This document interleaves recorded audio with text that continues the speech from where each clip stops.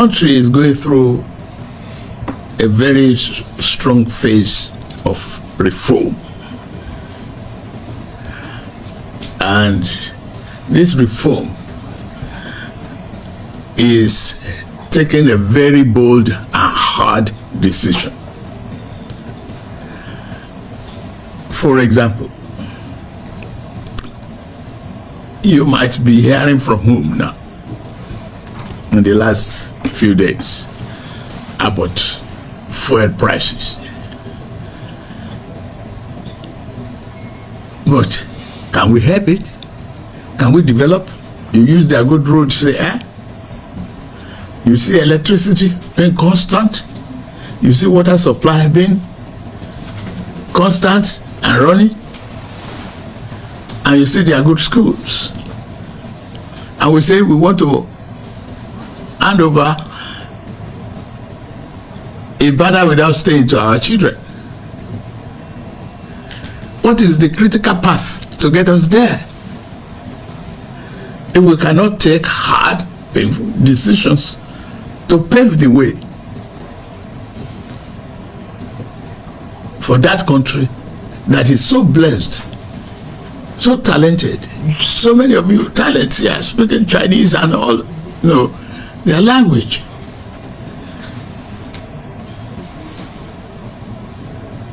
It is what you equally contribute and tell them at home that we reflect in the attitude of our parents. The more we want everything free, the more it becomes expensive to develop. That's it. It's difficult. So good roads here. I want to emulate and reflect it back home.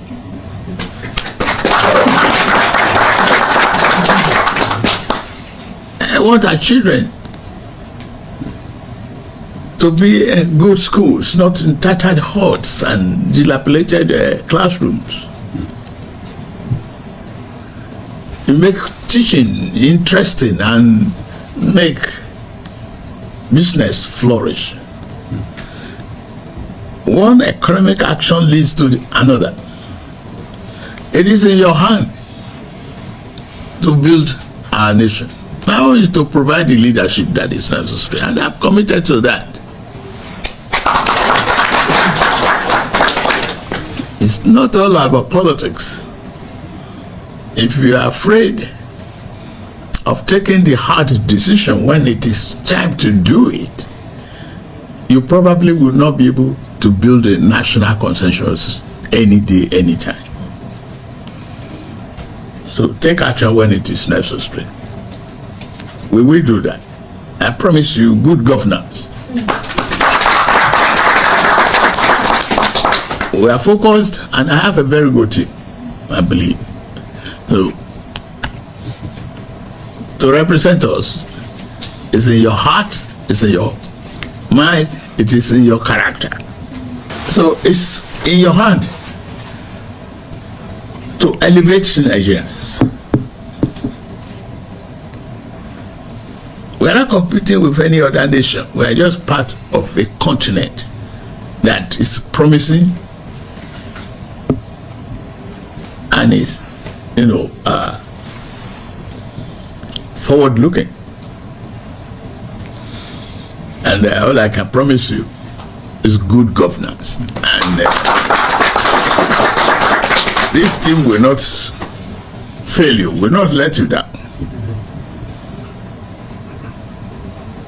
The governors are highly committed to work with the federal government and elevate their states. But without investment, there can be no rewards. So many of you in private businesses, you're saying that. And so, if we say we have oil and we are not utilizing it for economic prosperity of our people, to develop, to diversify the economy, to build highways, Who will do it and when? So, as I said earlier, I promise you good governance. You should promise me good citizenship.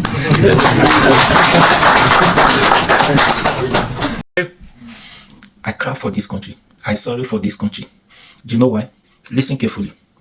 When Tinubu speak, you thought he has something to offer because he speaks very well when it comes to deceiving people. He speaks very well. After speaking, he ends there. He does not have anything to offer. He does not have ability or capability to turn anything around for good. Regard to his promises, empty promises. Adekunle Gold then said, empty barren no mak pariwo. Now it be this one, now it be Tinubu. Now listen, let me tell you something. That is to say, everything is saying that there is no hope. Do you know why? Must you said, if you want a reform, you want to reform this country for good for our children, right? Must you said the petrol price 1,200 before you do any reform? Now, here is the problem. You said there is no going back. You must take decisions, hard decisions on your citizens to make the country work for them. Now, if you are taking that hard decisions by stressing, suffering them, suffering hardship in the land, causing inflation in the land, and now your citizens say they cannot afford to buy petrol price 1,200, even this 800 is too much, but you say there is no going back in that price. Nigerians say no, and they are going to do everything possible to reduce the price of fuel to at least where it was before, or even let's say 500. That is to say, if Nigerians successfully do that and not agree with the price of Tinubu, the price he want to sell this fuel, that is to say, all the reform Tinubu is doing is zero. Do you see now? Because he said there's no going back. He must take action. The only action for him to take now to make this country work is to continue increasing the price of fuel. Now, we Nigerians say no. That is to say, if we succeeded now and he forcefully reduced the price of fuel, if there's any way he can do it, though, which I know for now he can't do it. That is to say, where this country is now, that's where everything is going to stop. In fact, we are stuck in the middle, no going back. No going back. In fact, we continue to go forward in suffering and smiling. That's what he's saying now. Do you see the problem? Now, let me tell you something. You say you are doing the reform. You want to make this country work for our citizens. Remember, you even said something now, this video. You said Nigerians are so, Nigeria, we are so blessed and we are talented. Baba, you are killing the dreams of our youth, of us. We are the youth. You are killing our dreams. Go and check since you enter office. Let's start from this year. How many children we have, out of school children? They cannot afford to pay their tuition fee. They cannot afford to pay their parents. They are not doing anything. 70k minimum wage cannot pay their school fees. Go and check how many out of school children we now have. You don't think of that. The dream, you say we are talented. You are killing our dreams. All the talent, people are not jackpot. You know, when you jackpot, it's like your dream is dead. Especially those talented people, they don't have support out of frustration. They jackpot. When you jackpot, leave your country. When you are just at the beginning of building that your talent, showcasing yourself to the world, you now eventually jackpot because the problem is too much. I tell you, 80%, if you are not reasonable, sensible enough, you are killing your dream. Do you know why? That country you are going, you will not be able to showcase your talent. You will not be able to do it there. That's why you see, at some point, you now have returning. Before, in the lives of, if you want to talk about the artists you are seeing today, majority of them are returning. Why? Because they cannot build their career at the beginning from there. They need to come home, build their brand, then expand it back to the Western world again. You can't, as in Nigeria, just go there, say you want to. No, it's very difficult, very hard. Now, with what you are doing now, you say we are talented, we have all the resources, we are blessed with milk and honey. You are killing our dreams. If you don't know, I'm telling you now. Now, again, you say you are doing reform, you are working, you must take hard decisions. Now, I'm asking the questions. Is there any factory, any industry going on in this country that is going to employ youth, 10 million youth for the next 3 years of Tinubu's administration? If there is anyone, somebody should tell me. If there is any factory, productions, industries going on, when we talk of industry, those gigantic industries going on in this country now, they are building, that is going to employ youth, 10 million youth in the next 3 years. If there is anyone, Somebody tell me if there is any agriculture, food productions going on in this country as we speak that is going to stop. Let's just stay with the basic ones, those food stuff. Is there anyone we are producing now or we are investing on now that is going to stop importation of just food, though, that is going to stop importation of food in this country for the next 3 years? Tinubu is going to stay. If there is no, that means this problem will continue. Isn't it? The problem will continue. So what is those things? What are those things that Tinubu is investing on now that will stop this problem in the next 3 years? That will make this reform work? What are those policies? Is it not the trial and error policies? What are those policies that he's putting in place that is going to make this thing work in the next 3 years? That is going to bring fuel price back to 500 naira, 200 naira. That's where he met the price. It's going to bring it back to 200 or below 200. Somebody should prove me wrong here, right? So if those things are not in place now, what is he going to do to make this country work in the next 3 years? I'm waiting. If there is no importation, we're not talking about those. We're not going to go into all those expensive, or just the basic food stuff, those things. No. Is there any road that is going on in this country now where Tinubu is fixing all the roads that in the next 3 years we are not going to have potholes in our country because he's saving the money or investing the money in those areas?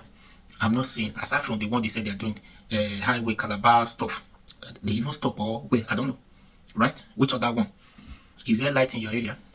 Has the light been improved in your area? We're not talking of just Lagos State now. Lagos State is not the only Nigeria now. We're talking of the whole of Nigeria. Is there light in your area? So is there anything going on now that is going to increase the electricity? See what in the next 3 years? That is there any hope that this administration, Tinubu, will give you electricity to celebrate 1 month interruption? No NEPA failure for good 1 month across the whole Nigeria. Is there anything like that going on? For me, no. If there is any, tell me.